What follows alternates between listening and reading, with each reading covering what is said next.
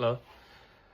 What I want to talk about today is a man called Henrik Hermann Robert Koch.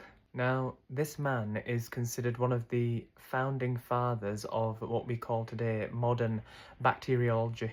And after years of his research on bacteria, this led to the creation of Koch's postulates. Now, these are 4 principles that Dr. Robert Koch came up with, and these 4 principles are the scientists and the pharmaceutical companies and the doctors' gold standard test to determine how specific microorganisms, specific pathogens, specific bacteria cause specific diseases.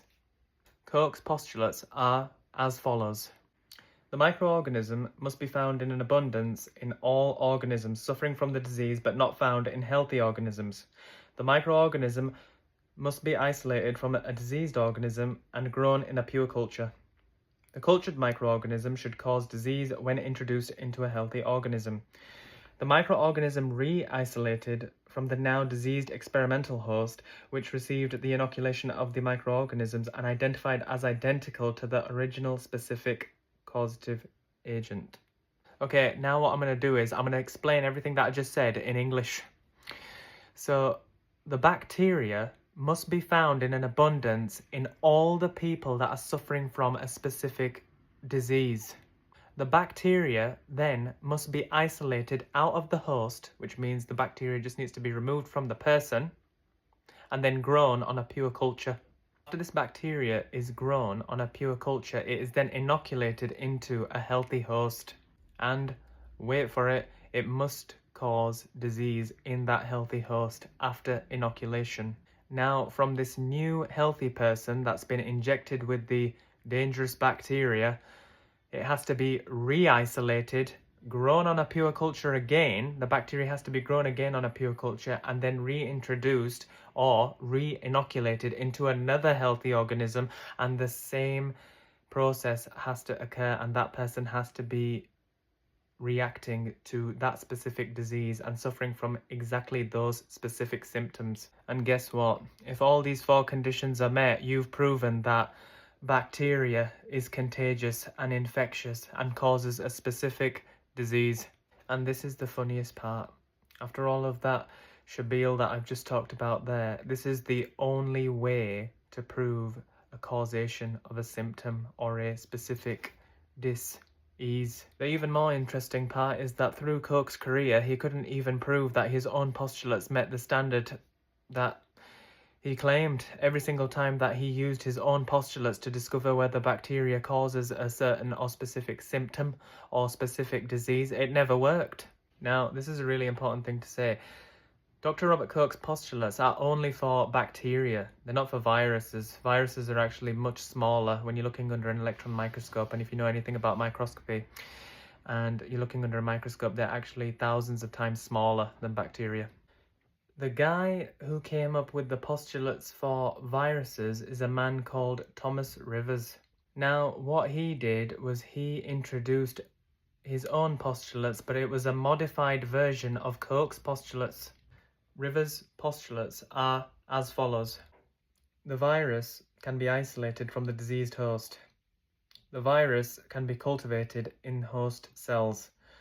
Proof of filterability. The virus can be filtered from a medium that also contains bacteria. The filtered virus will produce a comparable disease when the cultivated virus is used to infect experimental animals. The virus can be re-isolated from the infected experimental animal. A specific immune response to the virus can be detected.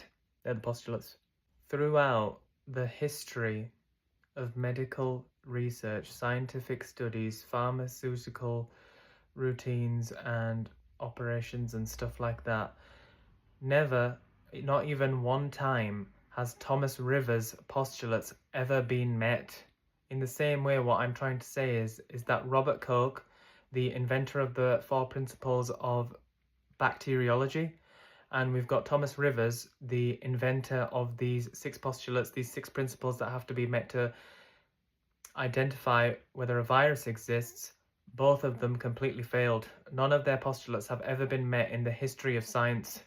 Bacteria is not at all what people think it is. Bacteria is your body defending itself. When a toxin, a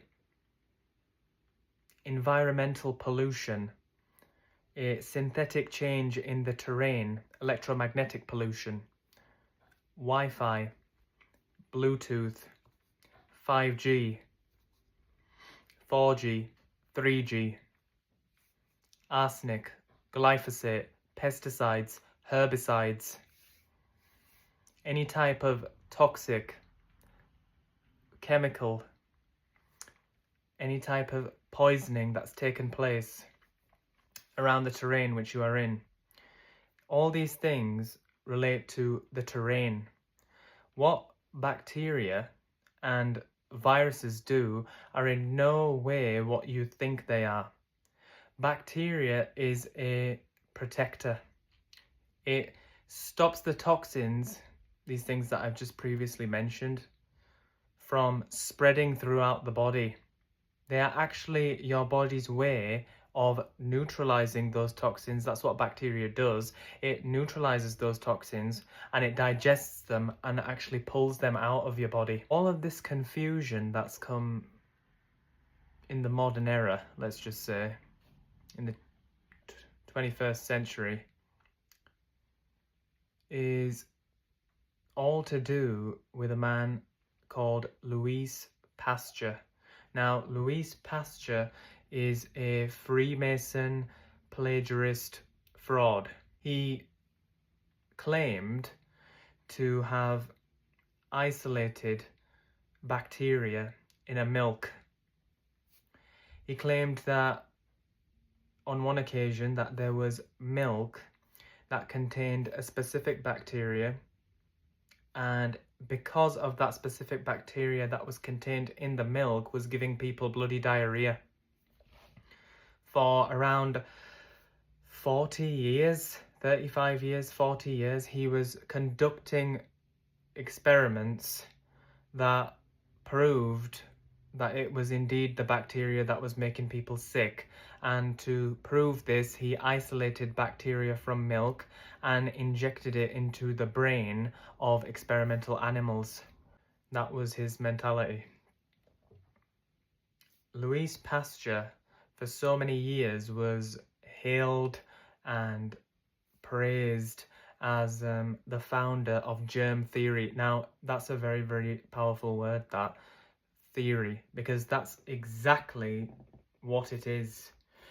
It is a theory. There is no credible, rational, logical, reasonable, scientific evidence that backs up what Pasteur was doing. Because of Pasteur, now you need to remember that name because this is going to get really important. It's because of Pasteur that pasteurization began.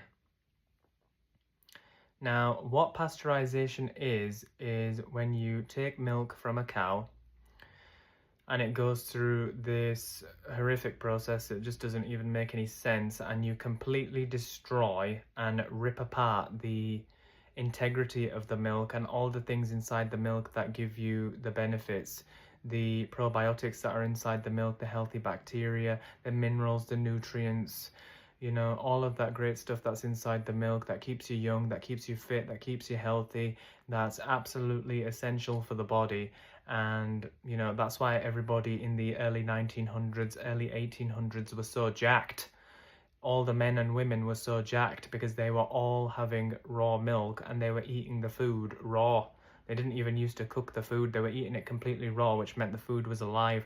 Now, that's kind of going off topic. I'm going kind of more into something that's called the primal diet that was founded by a man called Argenis von der Planitz. But now, coming back to milk and destroying the structure of it, Pasteur created a technique which is called pasteurization. That's where it comes from. It comes from Louis Pasteur. That's the reason that they're doing it in the first place. The milk goes through a process where it's heated from, I believe it's somewhere near to 100 degrees to about 250 degrees for 1 hour.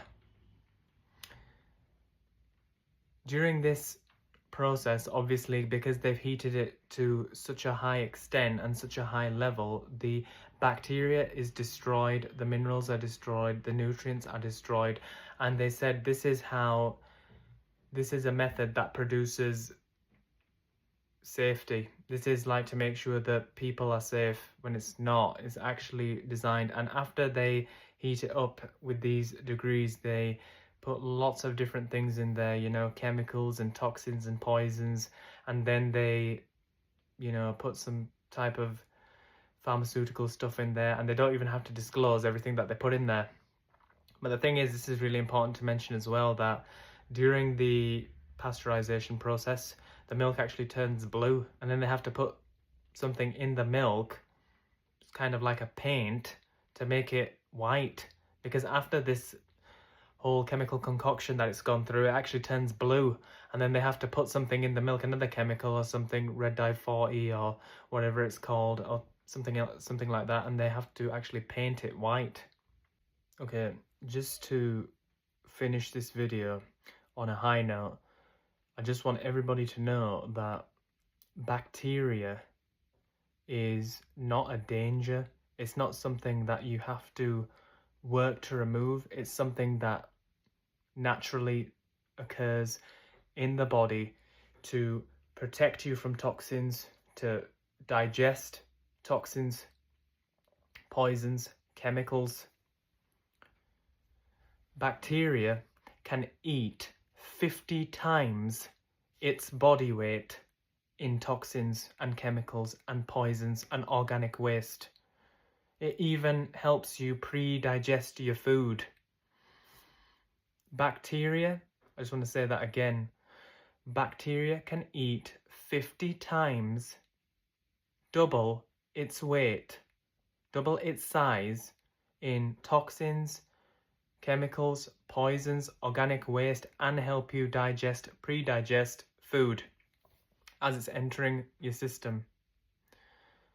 People, they're going to show you stuff like on a microscope, they're going to show you stuff, you know, in a lab, in a laboratory with a bunch of doctors that have no idea what they're doing and nurses that don't know what they're doing, and they're going to show you, oh look, bacteria, you look at it, it's flowing around in the body and it's destroying cells. Yes, but what type of cell is it pulling apart and destroying? It is destroying the cell that has been infected with toxins, and it is removing that cell from the body and digesting it and pulling it out of the body, while at the same time helping your body produce new healthy cells. They don't talk about the specifics. They just say, look at the bacteria, look at it. It's destroying all the cells. Yes, it's destroying dead cells. And it is a great tool that very intuitive tool.